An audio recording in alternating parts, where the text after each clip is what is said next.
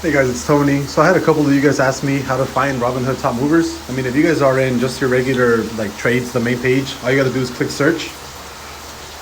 Wait till, the actual menu, all the stuff pops up, and then all you got to do is just click top movers. You see this one right here? Top movers, there you are. You click the three lines on the top right here, where it says in the list to the right. You hit percent change once, and that way all the top movers are gonna show up for you. Usually there's about 10.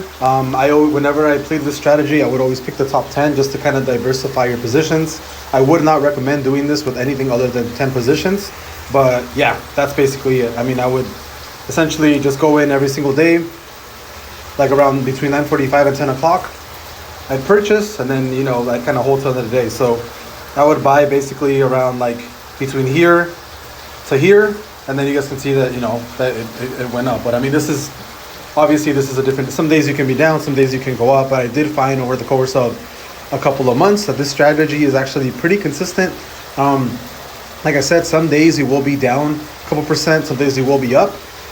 It's not surprising for you to be up 30% in a single day, but again, that can also be the same as, you can also be down in one day 30% depending on the market, but that's how you find the top movers.